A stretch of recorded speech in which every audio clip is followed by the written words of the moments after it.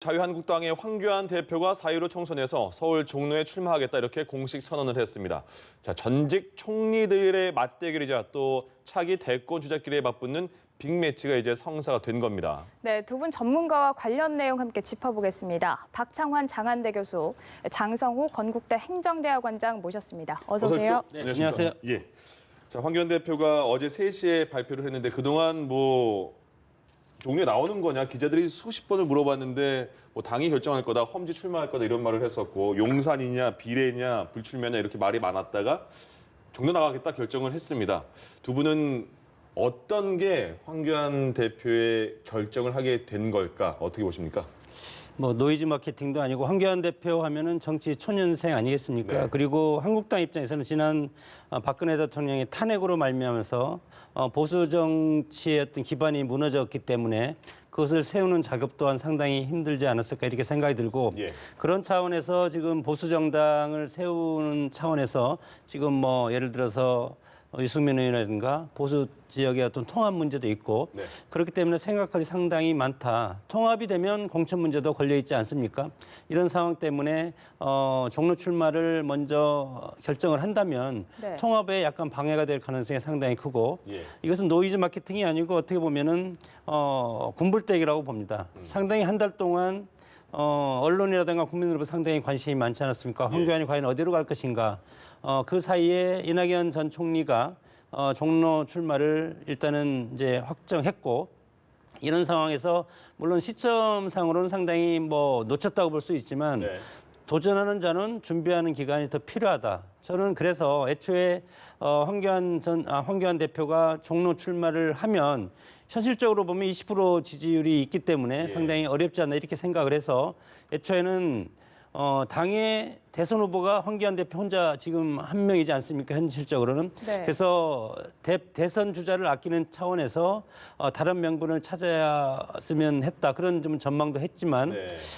지금에 와서는 황교안 대표가 어떻게 다른 어떤 선택지가 있을 수 없다. 공관위라든가 이미 이것이 너무나 국민적 관심사로 이렇게 올라왔기 때문에 네. 황교안 대표는 이제는 하나를 선택함으로써 여러 가지 효과를 얻을 수 있는 다목적 포석을 줄 수밖에 없는 것이 아닌가.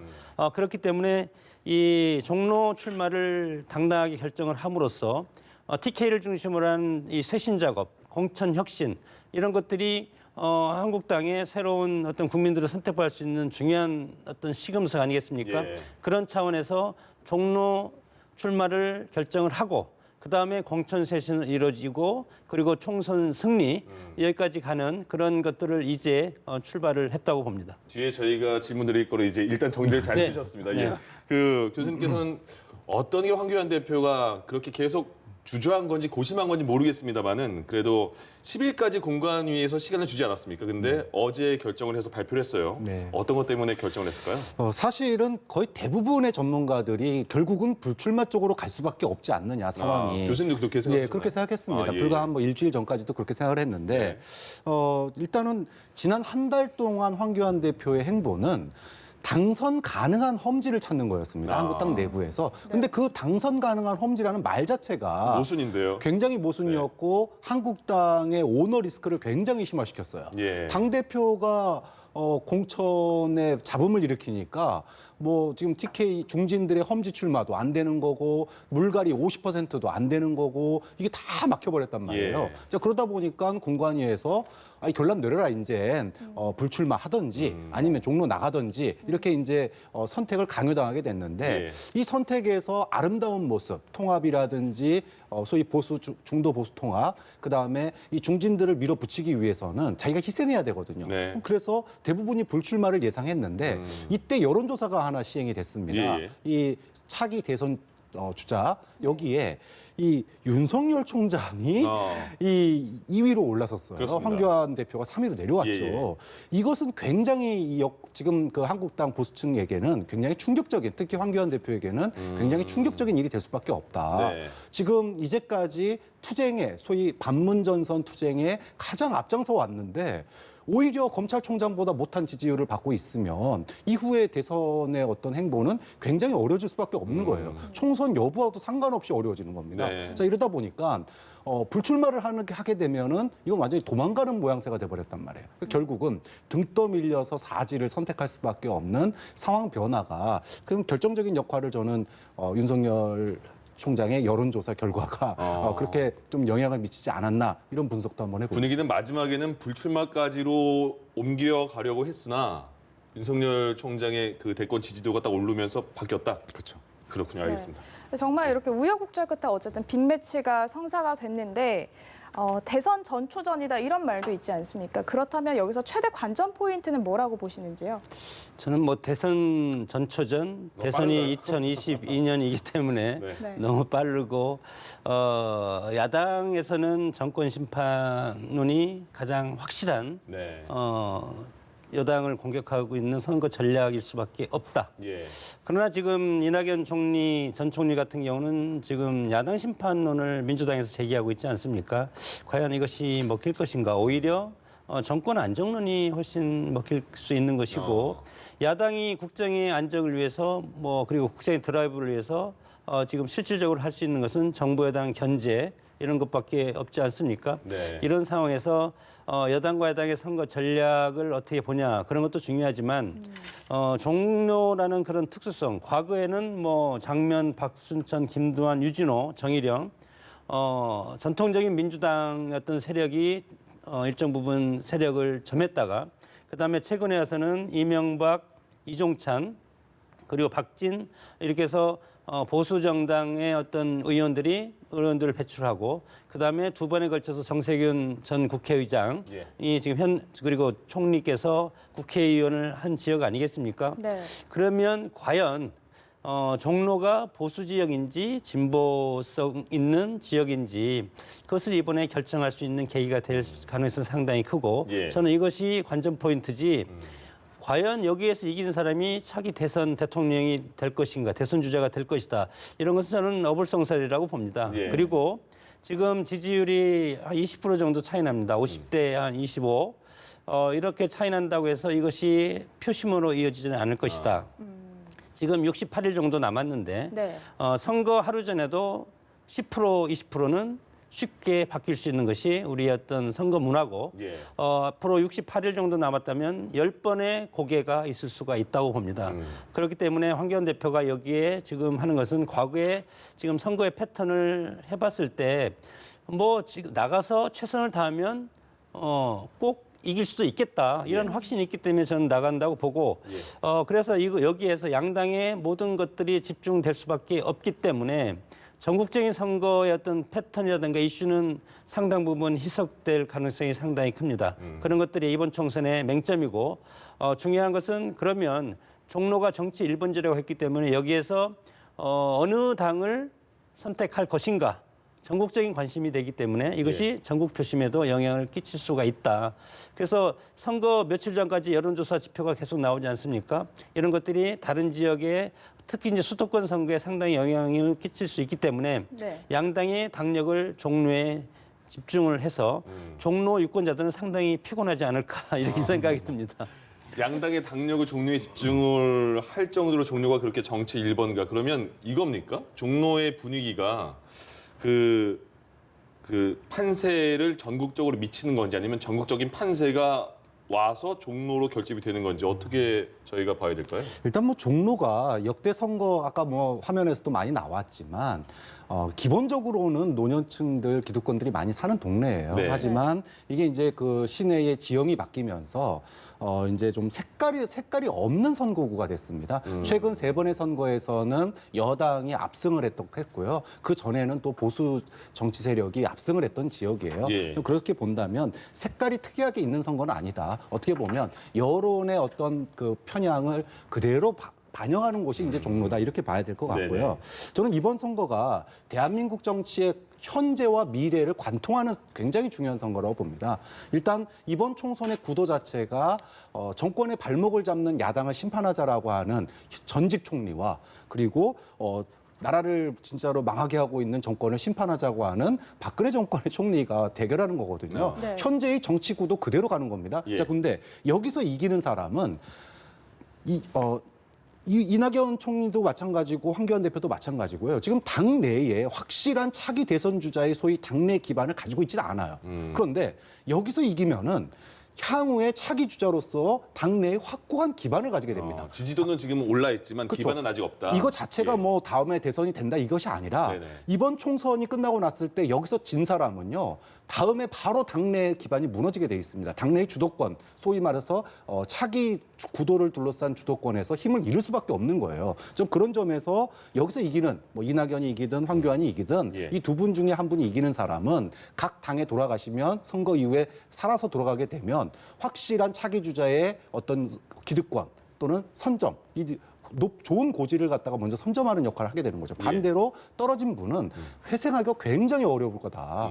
과거에 서울시장에 나갔다가 종로에 출마했던 오세훈 후보가 낙선한 이후에 지금 굉장히 회복하는데 오래 걸리고 있거든요. 또 안철수 서울시장 도전했다가 떨어지고 난 이후에 지금 돌아와서도 존재감이 크질 않아요. 결국은 이번 종로 선거도 지는 사람은 굉장히 차기 구도에서 당에서 어려운 구도로 갈 수밖에 없기 때문에 대한민국의 현재와 미래를 관통하는 굉장히 중요한 선거라고 봅니다. 만약에 그러니까 지는 먼저 말씀하시고 저 두 분 황교안, 이낙연 이제 후보죠. 네. 격돌하는 두 양강 후보인데 저 후보의 면면을 제가 이제 좀 다른 각도로 보면 네.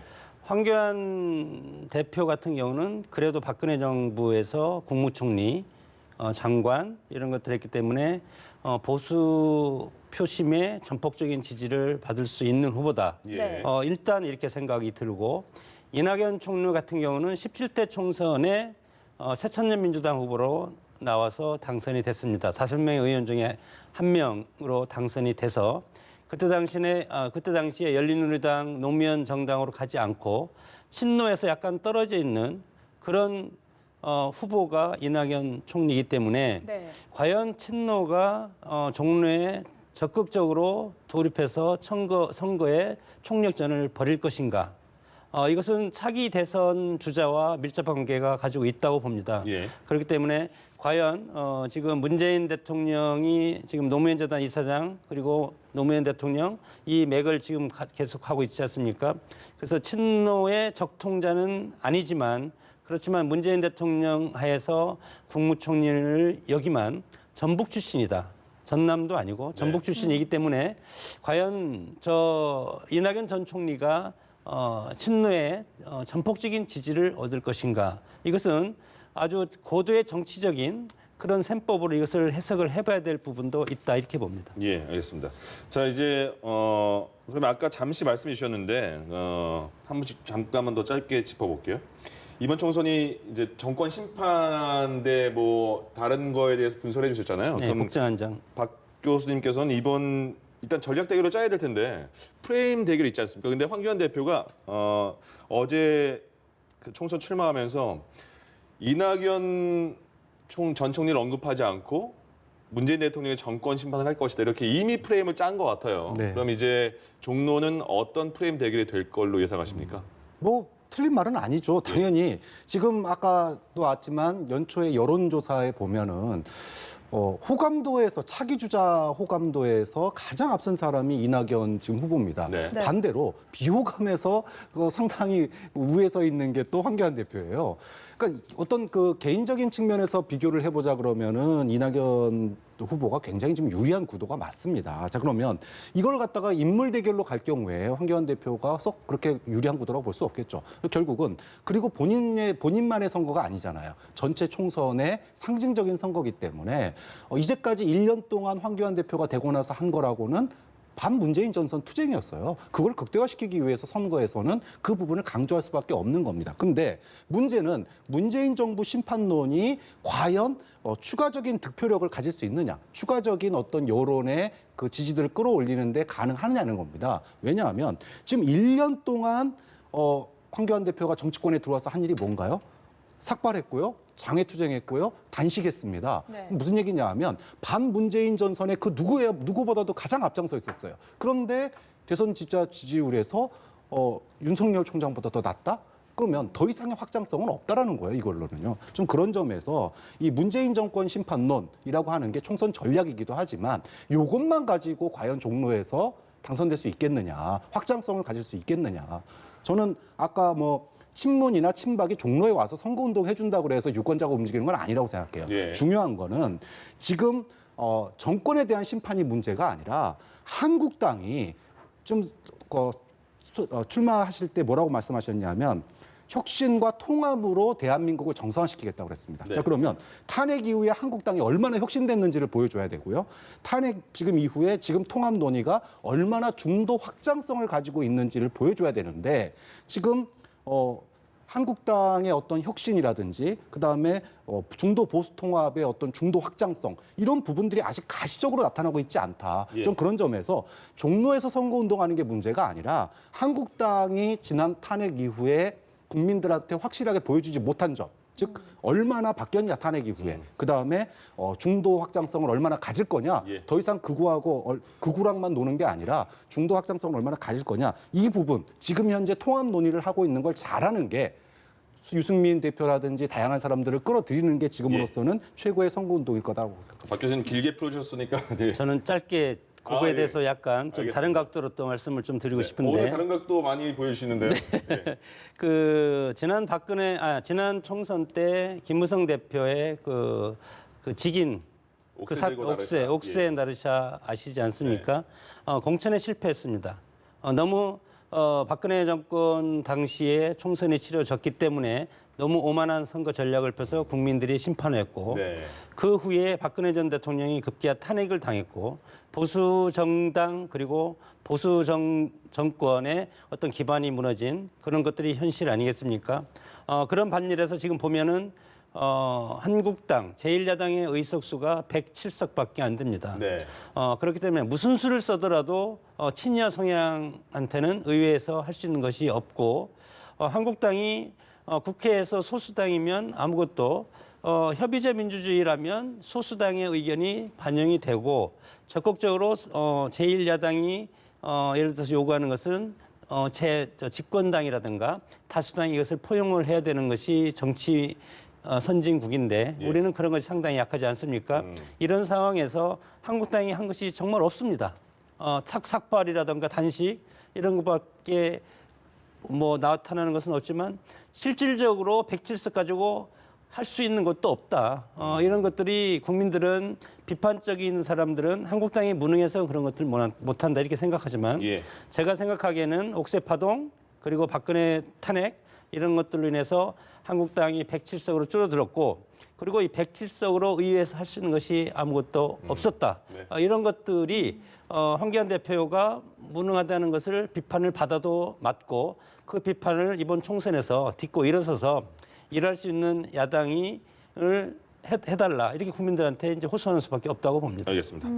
황교안 대표가 이렇게 종로 출마를 선언하면서 그동안 표출됐던 뭐 TK 물갈이론 이거에 대한 반발에도 영향을 미칠 것으로 보이는데요. 교수님께서는 그렇다면 거물급 TK 의원들에 대한 칼바람 좀 어떻게 예상하시나요? 강력하게 칼바람이 불어야 된다고 봅니다. 뭐 당사자들은 출마했으니까 이제 3선 이상 저는 전국적으로 3선 이상의 의원들은 정확하게 의정 평가를 해서 네. 한국당이 다시 살아나는 길은 쇄신밖에 없다고 생각합니다. 쇄신이라는 것은 무조건 사람을 자르는 것이 아니고 네. 결국은 사람 문제 아니겠습니까? 네.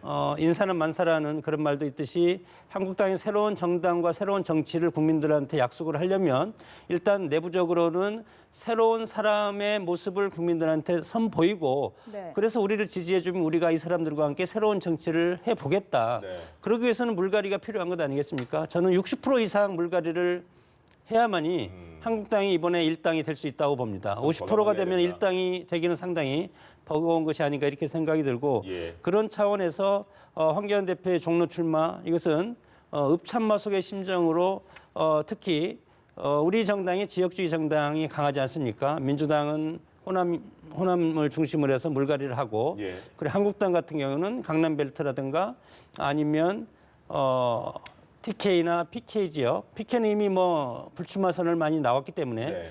대구 경북 지역을 중심으로 해서 상당히 큰 폭의 물갈이를 해야만이 국민들이 이제 한국당이 인적 쇄신을 통해서 새로운 정당으로 탈바꿈하려고 하는구나. 예. 이런 호소력이 먹힐 수 있기 때문에 이런 공천 혁신 예. 그리고 이런 것들은 필수적이다 이렇게 봅니다. 알겠습니다. 그 황교안 대표가 종로 출마하기 전에는 TK 의원들이 굉장히 불만의 목소리 냈잖아요. 왜 우리만 이렇게 물갈이의 대상이 돼야 되느냐. 근데 이제 종로 출마 이후에는 달라질 거예요. 왜냐하면 TK에서는 지금 한 명만 불출마 선언하지 않았습니까? 어떻게 될까요? TK 물갈이에 대해서? 저는 바로미터가 홍준표 전 대표가 바로미터가 될 예. 거라고 생각합니다. 왜냐하면 지금 이제 홍준표 대표가 이제 사실은 종로 출마를 결정하기 전까지는 네. 반발이 명분이 있었어요. 그런데 물론 이제 늦게지만 굉장히 예. 늦었습니다. 지금 늦었기 때문에 홍준표 대표 전 대표도 지금 이 늦은 걸 가지고 이제 지금 거부의 어떤 사유로 내세우고 있거든요. 이미 너무 늦지 않았느냐. 내가 벌써 창녕에다가 지금 벌써 선거 캠프 차리고 하고 있는데 예. 이제 와서 서울 가라 그러면 어떡하냐. 그러니까 김영호 공관위원장이 직접 강북 험지로 올라와라 이렇게 말했다는 그렇죠. 거에 대해서 하는 말씀이시죠? 네, 예, 마찬가지입니다. 그러니까 지금 중진들을 밀어붙이려면 50% 물갈이든 중진들을 험지 출마시키든 사실은 한 달 전이나 보름 전에 내가 험지로 갈 테니 종로는 사지다. 내가 사지로 갈 테니 당신들도 같이 가자 이래야 되는데 네. 지금 등 떠밀려서 어쩔 수 없이 가는 형국이 됐단 말이에요. 모양새가. 그러면 예. 그럼에도 불구하고 공관위가 홍준표 대표 당 대표가 이런 선택을 했으니 당신도 서울 가라 이러면은 지금 홍준표 전 대표의 생각은 그럼 나 무소속 출마하겠다 그러니까요. 이렇게 얘기가 나오고 있어요. 네. 그 순간 그동안에 불만을 가지고 있거나 공천에서 밀려난 사람들이 홍준표 전 대표를 중심으로 무소속 연대를 만들어 버립니다. 이거는 엄청난 여파를 가져올 수 있어요. 우리 공화당으로 갈 가능성은 없습니까? 글쎄 그거는 또 이제 좀 우리 공화당이 예. 한국당과 어떤 스탠스를 하느냐 여기에 예. 따라 좀 달라지겠지만 좀 어떤 그런 점에서 이 지금 한 달 동안 소위 당선 가능한 험지 찾는다고 늦는 바람에 지금 이 밀어붙이는 거 소위 중진들의 험지 출마라든지 물갈이 50% 이게 굉장히 큰 차질을 빚게 됐다. 그래서 저는 그것을 쉽게 물어붙이려면 예. 홍준표 전 대표가 상징적으로 지금 저항하고 있기 때문에 홍준표를 꺾어야지 쉽게 가는 거고 홍준표 예. 못 꺾으면 네. 굉장히 어려운 길 갈 수도 있다고 봅니다. 그 이제 홍준표 대표가 어떻게 그 결정에 따를까요? 무소속으로 나오리라고 봅니다. 예. 그렇지만 공관에서는 공천 탈락을 시키지 않을까 이렇게 생각이 들고 그걸 하지 않으면 공관위가 의미가 없다고 생각이 듭니다. 네. 그렇기 때문에 선당 후사라는 말이 있지 않습니까? 예. 당이 살아야만이 내가 산다. 변수는 있습니다. 이낙연, 황교안 종로 빅매치가 형성됐기 때문에 이제 이번 총선은 한국당과 민주당의 양강 대결로 굳어질 가능성이 상당히 크다. 예. 이렇게 됐을 때는 군소정당이 이 이슈에 파묻혀서 어떻게 존재감을 드러낼 수 있는 여지가 상당히 줄어들 가능성이 있고 네. 이렇게 되면은 홍준표 대표가 공천 탈락해서 무소속으로 나온다 하더라도 당선될 가능성이 없습니다. 왜냐하면 양강 구도로 가기 때문에 유권자도 본능적으로 양강 구도로 쏠릴 가능성이 상당히 크고 부동표가 상당히 흡수되기 때문에 그리고 두 번째는 우리 선거제가 다수제표제 아닙니까? 네. 소선거구제라는 것은 한 개 선거구에 한 명만 뽑기 때문에 양강 대결에서는 한국당이나 민주당 그리고 기타 각 정당이 유리한 지역이 있지 않습니까? 전통적으로 네. 그 지역을 빼고 변수가 일어날 가능성은 상당히 크고 이럴수록 무소속이 선전할 가능성은 거의 없어진다는 겁니다. 이렇기 때문에 이번 공관위의 그런 위력 이런 것들은 상당히 큰 효과를 볼 가능성이 크다 이렇게 봅니다. 알겠습니다. TK 물갈이 그리고 홍준표 전 대표의 출마 지역도 관심사인 것 같습니다. 그리고 이게 있잖아요. 이제 보수 야권 대통합에 대해서 지금 혁신과 통합신당준비위원회가 가동되고 있는 상황에서 어제 보니까 언론사마다 내용이 조금씩 달랐어요. 뭐냐면 유승민 전 대표가 황교안 대표에게 만나자고 했다. 이렇게 해서 만날 가능성이 많다라는 보도가 하나 있는가 하면 다른 쪽에서는 만나자 했으나 황교안 대표가 이게 지금 준비까지 가동된 상황에서 너무 늦었다. 이런 말도 나왔거든요. 두 사람이 어떻게 만나게 될 거 아니면 어느 정도 얘기가 됐을까요? 글쎄요, 저도 두 기사를 다 봤습니다. 예. 그래서 도대체 어떤 기사가 오본지를 그러니까요. 모르겠어요. 이게 그만큼 불확실성이 지금 높은 것 같아요. 근데 저는 어떤 차이가 있는 거예요? 그 둘의 선? 지금 의견이? 만나자라고 얘기했고 만난다라고 하면은요. 네. 이거는 막판에 지금 소위 유승민 대표가 선거연대 얘기를 했잖아요. 그렇죠. 통합은 물 건너 갔으니까 선거연대하자. 황교안 측은 통합이다. 그렇죠. 자, 그런데 만약에 지금 그 만난다 그러면은 이거는 뭔가의 결과물을 만들어내야 되거든요. 네. 그럼 그 결과물이 지난 2주 동안 비공개 회의에서 어느 정도 좀 나왔다 이 얘기인 거고. 예. 만나자 그랬는데 황교안 대표가 뭐 지금 만날 필요 있느냐 이미 끝났는데 이런 식의 얘기를 했다라면은 그거는 이제 최대로 갈 수 있는 건 선거 연대밖에 안 되는 거죠. 통합은 물 건너 간 거죠. 자, 근데 저는 기계적인, 그러니까 통합이 되든 선거연대가 되든 중요한 게 아니고 중요한 거는 정치공학적인 통합이나 정치공학적인 선거연대로는 지금의 구도를 바꿀 수 없다고 봅니다. 그러니까 황교안 대표가 승부수를 걸어야 되는데 그 승부수는 종로 출마가 승부수가 아니라 예. 종로 출마는 기본이고 중도 확장성을 가지는 통합의 모양새를 분명히 갖춰야 된다. 중도 확장성이라고 가지려면 어떻게 해야 되느냐? 소위 말해서 배신자론, 소위 그 태극기 세력에 의해서 배신자로 지금 찍혀 있는 새 보수당의 유승민 대표에 대해서 쉽게 얘기하면은 정치적 사면을 해줘야 됩니다. 즉 복권을 시켜줘야 돼요. 예. 이렇지 않으면은 중도 확장성, 즉 탄핵의 강을 건너는 모습을 보여줘야 된다. 이번 통합 과정에서 좀 그래서 오늘 만날지 뭐 내일 만날지 언제 만날지 모르겠지만 통합을 하더라도 정치 공학적인 통합이 된다 그러면은 이번 선거에 영향을 못 미치고 그 내용이 무엇인지를 갖다가 밝혀야지 이게 어떻게 보면 황교안 대표의 최고의 종로에 대한 선거 운동이 될 수 있다고 봅니다. 어쨌든 그 만약에 그 보도대로 유승민 의원이 황교안 대표에게 만나자고 했다는 사실만 보면 일단 통합 쪽으로 생각은 어쨌든 네. 갔다. 가능성이 좀 생겼다고 봅니다. 알겠습니다. 예. 일단 뭐 양측은 기본적으로 문재인 정권을 심판을 하기 위해서는 통합을 해야 된다라는 공감되는 형성을 하고 있는데 그래도 아직 이견이 남아있는 만큼 이 이견을 어떻게 좁힐 것인가 이 부분이 지금 핵심인 것 같은데 좀 어떻게 보시나요?